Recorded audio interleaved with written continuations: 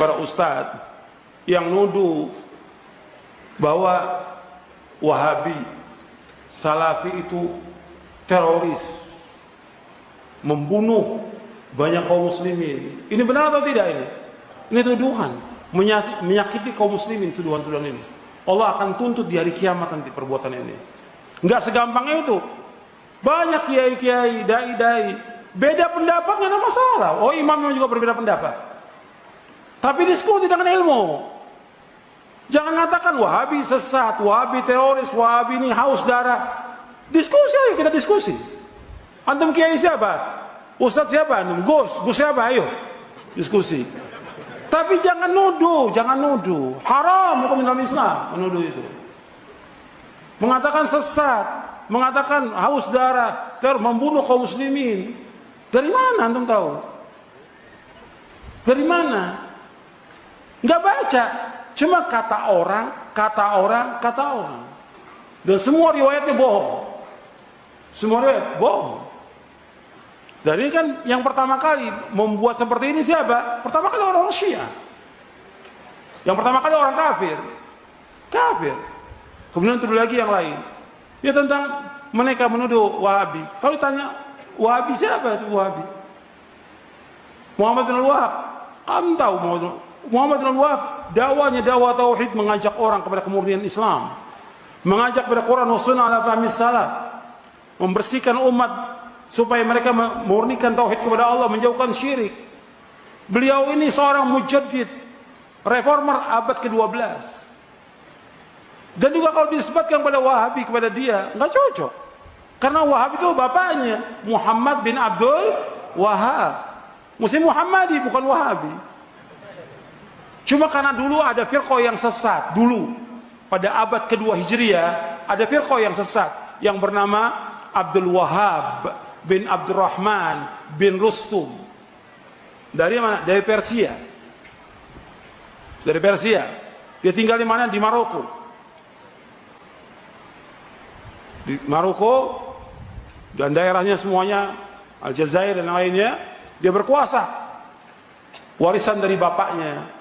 Dia mempunyai aliran sesat, Khawarij, Ibadiyah, membunuh kaum muslimin. Dan dia menalkan dari kaum muslimin, mengkafirkan orang-orang Islam yang berbuat dosa besar. Ini namanya Abdul Wahab bin Abdurrahman bin Rustum. Ini sesat. Dan udah nggak ada lagi ajarannya.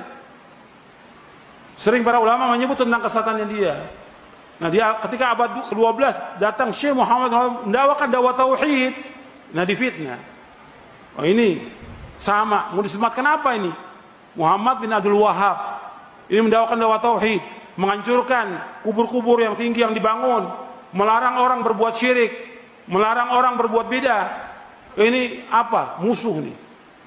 Sehingga para penjajah, orang-orang kafir dari Inggris, Perancis dan para penjajah itu, apa yang pas disematkan? Wahabi. Yang gampang. Supaya orang lari dari dakwah ini. Jadi yang pertama kali setan membisikkan kepada orang-orang kafir. Orang kafir membisikkan lagi kepada siapa? Kepada tokoh-tokoh ahlul bidah ini yang menyesatkan. Apa? Pokoknya gampang. Kalau ada orang yang mengajak orang kepada tauhid, melarang orang berbuat syirik, oh Wahabi. Mengajak orang kepada sunnah, melarang bidah, oh ini Wahabi. Ini tuduhan. Dan gak boleh seperti ini dalam Islam. Ini menyakiti hati kaum mukminin. Apalagi menuduh Syekh Muhammad Wahab, seorang mujaddid, orang soleh. Orang soleh. Antum bisa lihat dia orang baik, dipuji oleh para ulama seluruh dunia. Dan juga bagaimana? Dia dari buku-bukunya antum bisa tahu bagaimana kehidupannya dia. Bagaimana ilmunya, bagaimana dakwahnya. Jadi ini menyakiti yang seperti ini.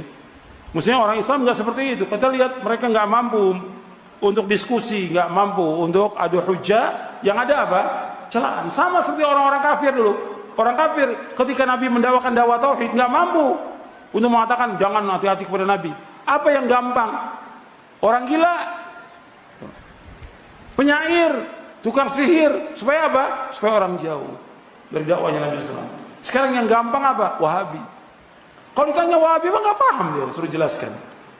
Kiainya apa sih Wahabi nggak tahu. Jadi ini tuduhan, dan tuduhan ini berat di dunia, berat di akhirat juga. Makanya di sini akan dituntut oleh Allah